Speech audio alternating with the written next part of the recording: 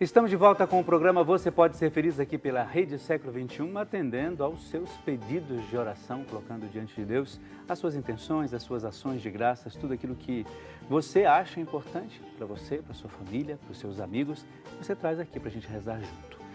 Dejair Paiva Garcia, ele é de Cachoeiro de Itapemirim, no Espírito Santo, pede oração, aliás, a Dejair. Pede oração por ela mesma, pela sua saúde e também pede pela conversão de toda a sua família.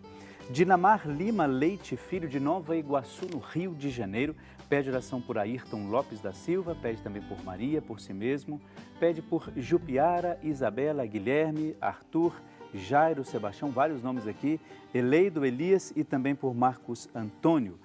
Sônia Beatriz Demenig, ela é de Nova Petrópolis, no Rio Grande do Sul, pede oração por ela mesma, por sua saúde, pela graça e também pela graça da cura de seu braço esquerdo e também pede por todos os seus familiares. José Valdinar Lopes Rodrigues, é de Recife, Pernambuco, pede oração pela conversão e libertação de Terezinha, pede também por Maria Isabel, Maria Lúcia, pede também pela conversão dele mesmo e também pela santificação dos agonizantes. De Rolândia, no Paraná, a Olinda de Oliveira Vectori. Ela pede oração por ela mesma e por toda a sua família. Terezinha de Jesus Reis, de Bela Vista, de Goiás, em Goiás, aliás, Bela Vista, isso mesmo. Pede oração pela cura das pernas de Terezinha, dela mesma, pede também por toda a sua família, pede pela alma do genro José Nabuco dos Santos e também pela sobrinha. Pede também que Deus possa acolhê-la porque ela faleceu, é falecida. A Neuza Maria Pascotto de Campinas, aqui no interior de São Paulo, pede oração pela sua vida sentimental e pede também por todos da sua família. Daqui a pouco a gente continua lendo os pedidos dos nossos irmãos e irmãs e, claro, no final do nosso programa a gente vai colocá-los em oração, rezar por cada um deles e também por todas as suas necessidades. Porque agora, claro, a gente continua o nosso bate-papo sobre essa questão das perdas. E a gente terminou o nosso bloco com aquele VT com algumas perguntas, Sim. né? O que você achou daquelas perguntas, das pessoas nas ruas? Achei muito interessante e é importante abordar esse tema, porque muitas vezes as pessoas, vimos que todas passaram por sofrimento. É mesmo, né? Cada um diferente. Mas eu me preocupo, será que receberam suporte? Estão vivendo ainda essa dor? Com que intensidade? Aquela senhora ainda trazia uma fisionomia de dor, carregando né? De uma tristeza. certa dor, de tristeza, exatamente. Então, as perdas, e eu vi assim que houve um pouco de confusão e de falta de informação em relação a luto e perdas, né? Uhum. E, as perdas na nossa vida e os lutos realmente acontecem a todo momento. Desde o momento que nascemos, estamos passando por perdas, né? Na verdade, por exemplo, a perda de um ente querido, é claro, perda por causa dos relacionamentos, perda de um namorado, de um noivo, perda de bens materiais, de casa, de um apartamento, de um país. Nós vemos agora esse drama dos refugiados, então é uma grande perda, é um luto, sem dúvida, perder um país. Toda perda, então, é luto, só Sim. que em proporção... Um maior, outra menor. Tá. Os bens materiais, a imagem corporal, a função corporal. Uma mulher com câncer de seio de mama, né? Ela perde a mama, ou um amputado que perdeu o pé, ou ele é uma perda. Nossa, mas é importante dizer isso, sabe? Porque nós não temos esta clareza. Sem dúvida. Normalmente a gente configura a perda ou com luto, ou nesse caso agora a questão do ente querido, ou por um emprego, ou por um relacionamento até. Mas essas questões não, olha que interessante isso. E né? precisa, e essas pessoas precisam de ajuda para vencer. Perda dos cargos profissionais, você foi rebaixado no emprego, perda por perda do emprego, perda da saúde, da própria vida, da identidade, perda do futuro, porque você estava empregado, fazia planos, tinha expectativas e perdeu o seu futuro porque foi desempregado.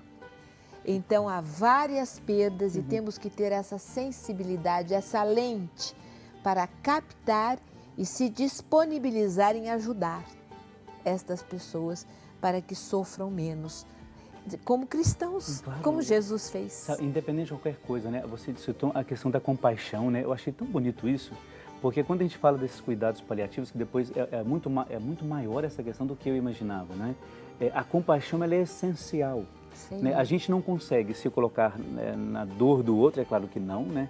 É aquilo que a gente dizia aqui, né? É difícil você se colocar no lugar do outro, porque se você não passou por aquilo, é difícil. Ah, eu sei do que você está sentindo, não sabe nada. Não sabe. A não ser que você tenha passado por isso. Mas é importante a gente dar essa clareza para as pessoas. Que né? Jesus, nós dizemos na medicina que Jesus foi o maior paliativista que surgiu, porque ele tinha uma empatia, não é simpatia.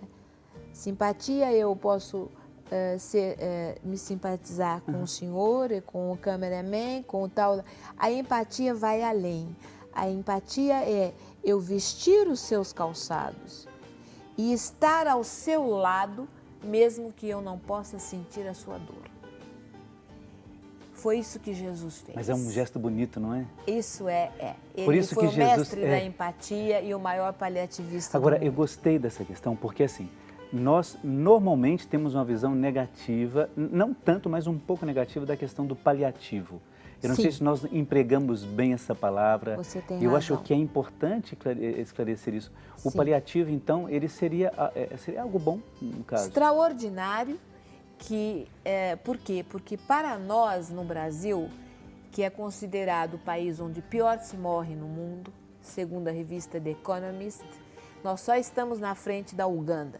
Bom, isso aqui agora parece natural diante da situação em que vivemos, mas esse estudo foi feito há mais de 5 anos atrás. Então, pallium, padre, vem do latim, que significa manto.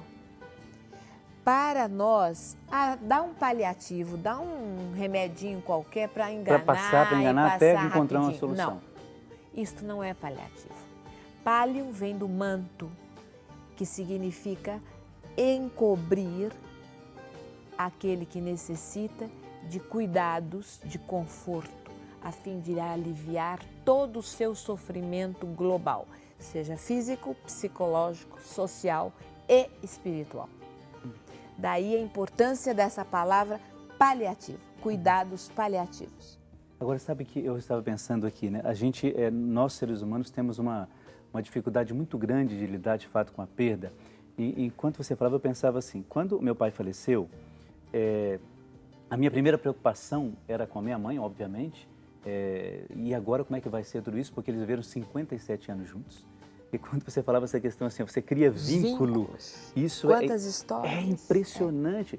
E a gente começa a descobrir algumas histórias depois, começamos a descobrir algumas histórias depois, mas assim, a minha primeira preocupação foi com ela, e é interessante como ela soube lidar, no primeiro momento, mesmo sendo uma pessoa simples, né, do interior, como ela soube lidar com essa questão, e eu posso dizer assim, olha, a gente vai ver, a gente vai ver, a gente vai ver. Né? E a gente, mas e aí, né? E depois a gente começa a entender que o processo que ela estava vivendo, por mais que a gente quisesse abraçar e tal, não adianta. E aí, quando a gente se coloca junto com uma pessoa, mesmo não tendo a dimensão da dor, dizendo, olha, eu estou aqui, calcei o seu sapato, mas eu vou tentar estar junto. Eu acho que isso é belíssimo, não é? Isso foi bom ter tocado nisso. É extraordinário, e eu digo que Jesus foi o maior paliativista que já surgiu, porque em Getsemane, quando ele passou sua última noite, antes de acontecer a sua morte, o que ele disse aos apóstolos? Fiquem comigo. Ele pediu apenas uma coisa, não me abandonem. Tenham compaixão de mim, fiquem ao meu lado. Perfeito, que o Senhor isso. fez com sua mãe.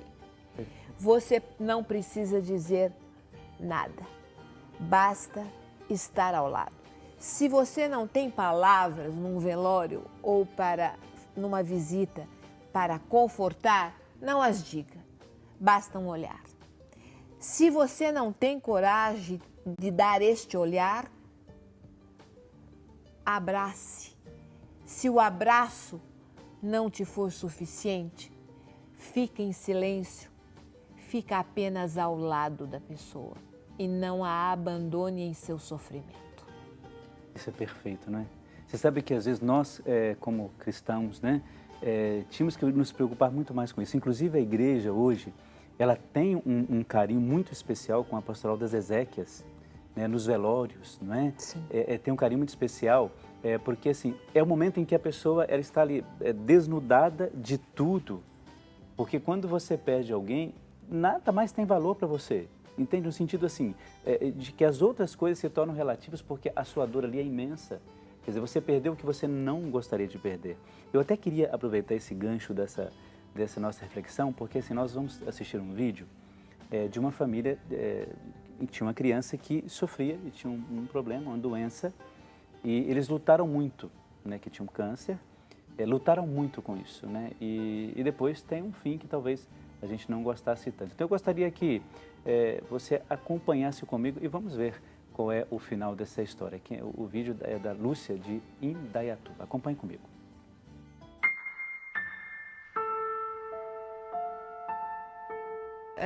Terminando um tratamento de 1 ano e meio do Leonardo, infelizmente ele veio a falecer em 2012, dia 9 de novembro de 2012, mas foi uma experiência que marcou muito, muito, mas eu não posso dizer que eu passei sozinha. Infelizmente eu não fui a primeira mãe a passar por isso e infelizmente não vou ser a última a passar por isso, mas eu não passei sozinha. Deus esteve comigo em todo momento, porque se Ele não tivesse, eu acho que nem eu e nem as pessoas que eu conheci lá não conseguiria passar. Inclusive no dia do falecimento, que a gente sepultou ele, a gente tinha tanta fé que a gente tinha sonho de chegar aqui em casa e ele está aqui esperando a gente.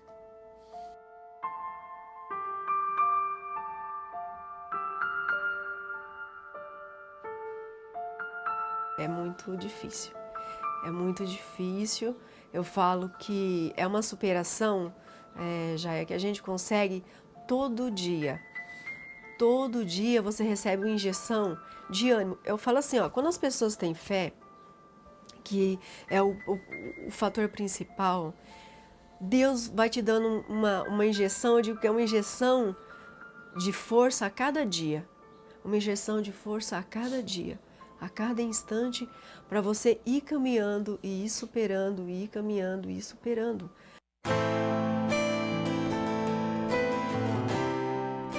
E às vezes é difícil, tem vontade de se abrir a porta e sair correndo, mas seja qualquer desafio que você vá passar na tua vida, eu acho que tem que ter essa consciência do que é Deus para você. Deus não é um enfeite para você só buscar Ele quando você precisar. Você tem que ter Ele, buscar Ele sempre dentro de você. E aí sim você vai estar alimentado. E eu digo com todo o meu coração, e aí sim você vai ter força de passar por qualquer dificuldade. Agora, sem Ele, a gente não consegue nem sequer receber a notícia.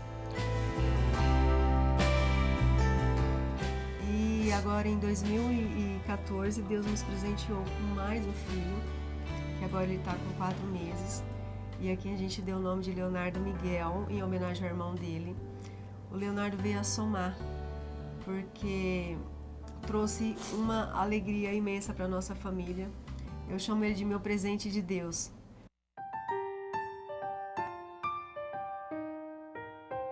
Eu acho assim que Deus fica, quando vê a gente numa situação dessa, fica vendo como que a gente vai reagir. E eu acho que quando você acredita nele, de todo o teu coração, ele vai fazer o melhor. A gente não sabe por que a gente teve que passar por isso. Mas eu agradeço a Deus porque, por mais que seja difícil, eu consegui aprender muito. A melhorar como pessoa, a melhorar como ser humano de verdade, como mãe, como esposa, né, como filha. E eu acho assim que Deus nessa dificuldade, Ele tira uma venda dos nossos olhos e mostra pra gente o que é o milagre da vida.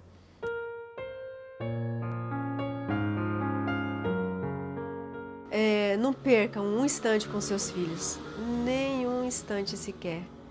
Passem a eles todo o amor, toda a segurança que eles necessitam e tenham muita, muita união na família. Então, você tendo Deus, essa é a receita. Deus, amor e união. É a receita para a gente superar qualquer dificuldade. Seja no tratamento do câncer, eu acho que seja no tratamento de droga, do alcoolismo, na divergência entre o casamento, tem que ter essa receita. Deus, amor e união. Tenho que ser feliz, porque eu tive um exemplo de alegria dentro de casa. E eu tenho que passar isso para os nossos filhos e para todas as pessoas que passam por dificuldade. Olha, é difícil agora, mas amanhã vai ser fácil. A gente nunca deve desistir, nunca, nunca, nunca. Então, uma história que tinha tudo para ser só triste, não é? Só tristeza, só desespero, só não uma esperança e, no entanto, ela brota aí uma esperança a partir de uma outra pessoa. E o que é legal é que essa mãe não substituiu o filho. Não sei se percebeu a mesma coisa que eu. A mãe não substituiu o filho. Olha, agora veio esse filho, fiquei grávida, tenho esse outro filho em substituição ao outro. Não, ela não disse isso. Mas ela apontou a questão do acreditar. Quanta coisa teve ali que a gente deveria conversar, hein? Muita temática, a questão testemunho. Não só da perda, tanta coisa a gente poderia entrar. O que você achou do vídeo? Belíssima a força dessa mulher se apoiando na espiritualidade.